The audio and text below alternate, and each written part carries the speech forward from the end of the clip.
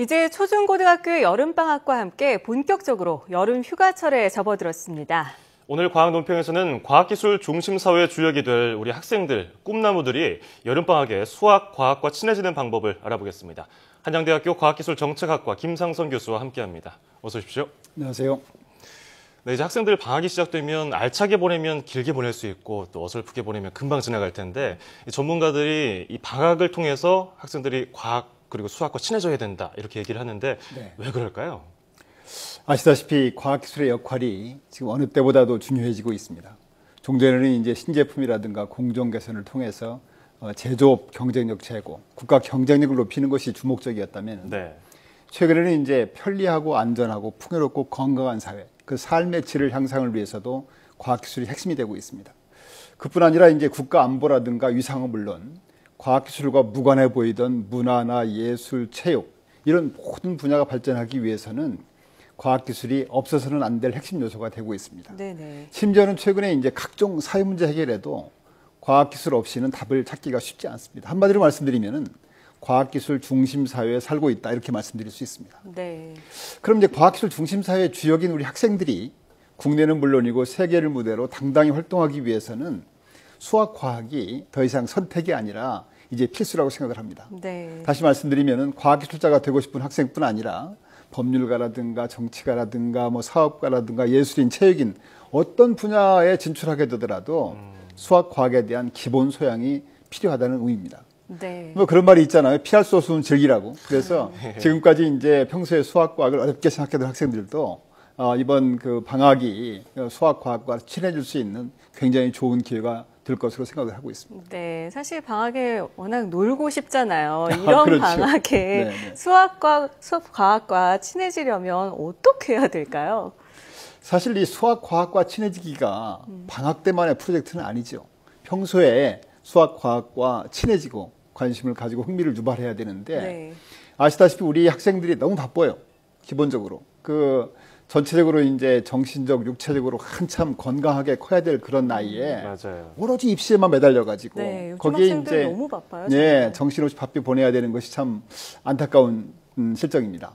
그나마 이제 방학 때가 조금 시간 여유가 있지 않습니까? 그래서 방학이 수학, 과학과 친해지기가 참 좋은 시기다. 우선 이제 어려운 걸 하면 안 되죠. 관심과 흥미를 유발시켜야죠. 그러기 위해서 이제 여러 가지 방안이 있겠지만 우선 주변에 있는 과학 관련 시설 방문을 강력히 추천하고 싶습니다. 우리 주변에는 이제 과학관, 박물관, 무한상상실, 또 창조경제혁신센터 이런 접근할 수 있는 시설이 상당히 많이 있어요. 특히 이제 과천, 대전, 광주, 대구, 부산 이게 이제 5대 과학관이 종합과학관입니다. 여기에 가면은 기초과학이라든가 응용기술, 또 전통과학, 자연사, 천문 관측, 생태공원 이런 다양한 시설을 보고 듣고 만지고 체험할 수 있습니다. 이런 걸 통해서 이제 우주와 생명이 어떻게 생겨났고 과학과 문명이 어떻게 발전되었는지 알아볼 수 있을 것입니다. 특히 여름방학을 맞아서 이들 과학관에서는 이제 다양한 프로그램을 마련해가지고 이 방문객들을 지금 기다리고 있습니다. 참고로 이제 전국에는 앞에서 언급한 5개 종합과학관 외에도 천체라든가 곤충이라든가 뭐 해양이라든가 생태 이런 특정 주제를 대상으로 한 테마과학관이 또 한 100개 정도 있습니다. 그런 것도 좀 충분히 방문할 가치가 있는 곳이라고 생각을 합니다. 아이들이 충분히 몸으로 느끼면서 보고 만져보고 좋아할 것들이 많은데 아이들 방학을 더 싫어한다고 해요. 방학 되면 학원 더 다녀야 된다고.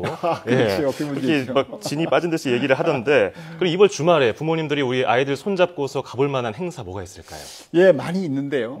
우선 이제 당장에 내일 과천과학관에 가시면은 제1회 세계 소행성의 날을 맞이해서 소행성이 온다 이런 어떤 과학 콘서트가 있어요. 또 특별 영화도 상영을 하고 그래서 본래 이제 소행성의 날이라는 것이 이제 6월 30일이었었는데 그때 이제 메르스 때문에 지금 연기된 거죠. 6월 30일은 1908년에 6월 30일 날 그러니까 수십 메타 크기의 소행성이 실제로 지구에 충돌을 해서 시베리아의 그 퉁구스카 지역에 산림이 초토화된 그런 것이 있습니다. 그래서 그날을 기려서 이제 우리가 소행성의 날로 지정을 한 것입니다.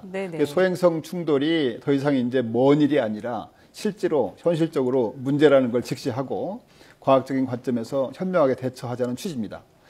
소행성의 날은 지났지만 이번 그 소행성의 행사에는 전체 투영 관측관에서 이제 천문학, 생태학, SF 등 다양한 분야의 전문가들이 함께 모여서 소행성과 지구의 그 과거, 현재 그리고 미래에 대한 얘기를 나눠볼 수 있습니다. 네네. 참고로 이제 특별 영화는 내일 오전 11시고 네. 과학 콘서트는 오후 4시부터 예정이 돼 있습니다. 네. 소행성과 지구 충돌에 관해서는 약 한 6,500만 전에 지구의 그 공룡이라든가 지구 생물 대멸종도 아마 소행성 충돌 때문에 그러지 않았겠는가 정설이고요. 네. 또 미국 나사 발표에 따르면 지구와 충돌해서 피해 위험성이 있는 소행성이 약 한 4,700여 개 지금 돌고 있다고 합니다. 예.